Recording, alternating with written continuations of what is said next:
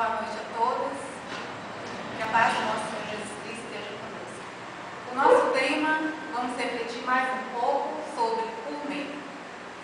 É um tema retirado do livro Conflitos Existenciais, de Joana de Ângeles, psicografia de Divaldo Franco.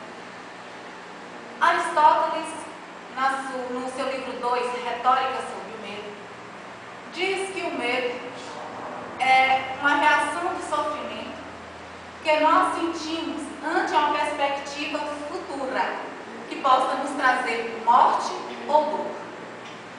No dicionário Aurélio, traz quase que o mesmo significado. Diz que é uma reação face a algo real ou imaginário que nos possa causar uma ameaça. André Luiz, no livro Nosso Lar, capítulo 42, ele diz que o medo é um dos piores entraves para o nosso progresso. Porque o medo, ele simplesmente vai nos paralisar diante de certas situações na vida. A autora do livro Como Superar o Medo, Susan Jeffers, ela coloca que por trás de todos os medos que nós sentimos está exatamente o medo que a gente tem de não poder superar algumas situações que a vida vai nos apresentar. Ou seja, por trás de todos os medos que nós sentimos, existe sempre aquela dúvida: será que eu serei capaz? Será que eu terei força para suportar uma doença? Será que eu terei força para suportar uma traição? Será que eu terei força para suportar o desencarne de uma pessoa querida? Porque dizendo ela que se nós tivéssemos a certeza de que nós teríamos realmente essa força, essa coragem, nós não teríamos medo. O medo é uma reação que também nos coloca diante de situações da vida que nós vamos ter que enfrentar de qualquer jeito.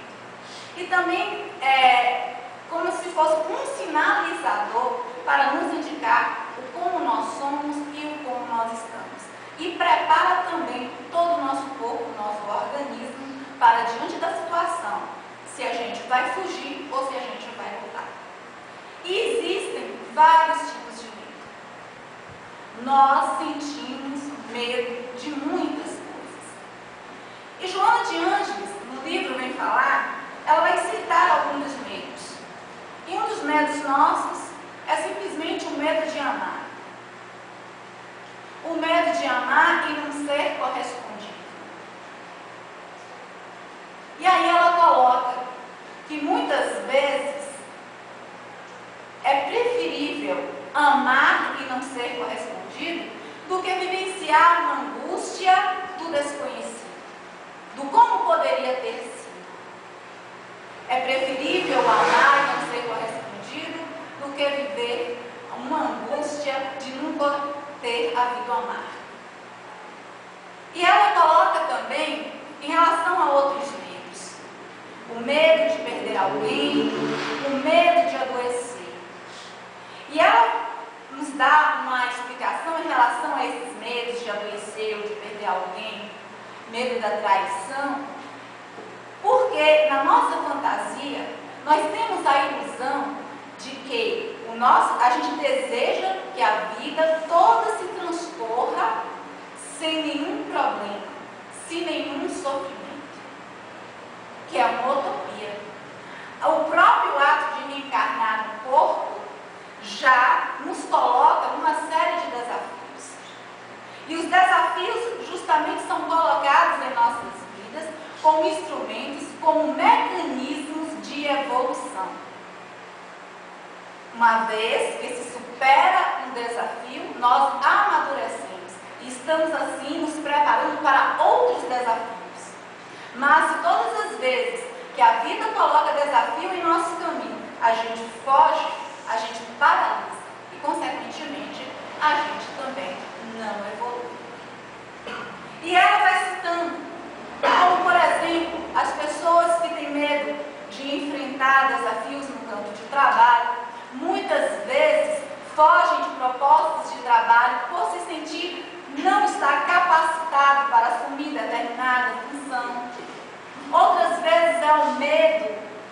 estudar, de enfrentar certas situações no trabalho, ou então até um dos medos que os psicólogos falam que é um dos maiores medos que o ser humano tem, que é o de estar aqui comunicando, falando em público. E ela coloca o seguinte, que esses medos são medos difíceis de superar. E na hora que esses medos se manifestarem, que eles sejam enfrentados de imediato, para que a pessoa assim se fortaleça e à medida que vai aparecendo esses desafios, a pessoa possa assim superá-los com mais facilidade. E ela coloca que é bom que nós enfrentemos esses desafios, porque chegará um determinado momento em que nós não vamos encontrar as mesmas oportunidades, tempo e talvez saúde para enfrentá-los, restando tão somente o arrependimento. Outro medo, talvez o medo mais temível de todos nós, é o medo da morte. Quem aqui tem medo de morrer? Gostaria de fazer essa pesquisa agora? Levante a mão, por favor. Alguém aqui tem medo da morte? Levante a mão só para eu poder perceber. Eu estou vendo que muita gente não tem medo. Tem medo de levantar a mão. Tem medo de levantar a mão? E esse medo talvez seja o primeiro medo, em primeiro lugar, é o medo do ser humano. É o medo de morrer. E será porque nós temos tanto medo assim da morte? E Joana de Ângeles vem nos falar que é a nossa ignorância diante da vida. Porque, no fundo, nós pensamos que esse exato momento, o momento da morte, é o momento do acerto de contas. Porque nós temos exatamente a consciência da nossa postura diante da vida, dos nossos comportamentos diante da vida. E aí nós esquecemos, mesmo que nós tivemos comportamentos equivocados, nós esquecemos da providência divina, que Deus sempre nos dá a oportunidade de estar assim, corrigindo esses erros. E ela nos fala também, ela nos cita 3 alternativas para que a gente possa perder assim esse medo da morte. E a primeira coisa, ela nos fala assim, que de vez em quando nós paremos e vamos refletir sobre o nosso próprio desencarne. Mesmo que isso esteja longe de acontecer, mas será algo inevitável. Então, refletir de vez em quando sobre a hora, quando essa hora chegar. E a segunda coisa que ela nos cita é que nós, de vez em quando, nós coloquemos em prece e conversemos com aqueles entes queridos que já partiram. Conversemos com eles com calma, com tranquilidade, emitindo carinho, amor. E a terceira alternativa também seria conversar com Deus, com os espíritos bons, com o espírito protetor, com o anjo da guarda, colocando as nossas preocupações, as situações pelas quais nós estamos vivenciando e pedindo orientação no sentido da gente ter uma melhor postura diante das situações que a vida nos colocar. Fazendo essas 3 coisas, aos poucos nós vamos perdendo assim o medo da morte. Refletindo sobre o nosso próprio desencarne, conversando com aqueles entes queridos que já partiram e pedindo orientação aos bons espíritos. E quando chegar o momento do desencarne, nós provavelmente vamos estar com a consciência e não vamos estar com tanto medo assim, porque nós vamos estar com a consciência tranquila, porque na maioria das vezes, ou quase sempre, nós escolhemos por adotar a melhor postura diante das situações. E Joana de Ângeles, ela nos fala que esse medo pode ter duas causas em relação a todos os medos que nós enfrentamos. Porque tem gente que tem medo com os medos mais banais, né? Que às vezes a gente nem entende a causa que a pessoa tem medo de rã, tem medo de gato, tem medo de aranha, essas coisas assim, de barata. Então, às vezes, as pessoas não entendem o porquê tanto medo, né? E quando a pessoa vê o objeto do seu medo, mas entra em pânico, e aí a gente fala que a pessoa é escandalosa, porque a gente não para refletir o que será o que está por trás desse medo. E Joana de Ângeles, ela fala que esses medos que nós enfrentamos podem ter duas causas. E uma das causas se encontra na infância, na educação do lar, em que o pai, para exercer a sua autoridade, para fazer o filho obedecer, muitas vezes impõe o instrumento da correção, de coagir ali o filho através do medo. Pare de chorar, senão o boi da carapeta vem pegá-lo. Dorme, senão a cuca vem pegá-lo. E são essas coisas. Ou então o costume de narrar histórias apavorantes, pavorosas para as crianças. E às vezes a gente, como nós educadores, fazemos isso e não percebemos e não temos a noção do mal que nós estamos causando às crianças. E isso vem se refletir fortemente na vida adulta. Outra causa, quando não se encontra nesta vida, Joana de Ângeles, ela nos coloca que se encontra numa vida passada, uma outra reencarnação. E aí ela nos fala assim que muitas das fobias têm uma causa em outra vida. O interessante que ela coloca que a causa do medo está exatamente no sentimento de culpa que nós carregamos pelos crimes cometidos em outras reencarnações. Esse sentimento de culpa que nós nutrimos inconscientemente, que vem se refletir através do medo de ser identificado nesta vida como autor dos crimes cometidos. Então vejamos que o que está por trás do medo é uma explicação muito mais profunda do que supomos. E daí ela fala dos diversos medos, do medo de ambientes fechados, claustrofobia, de ambientes abertos, agorafobia, de gatos, alurofobia, de cadáveres, necrofobia e assim por diante. Retiramos uma história do site Momento Espírita para ilustrar o que nós estamos falando aqui.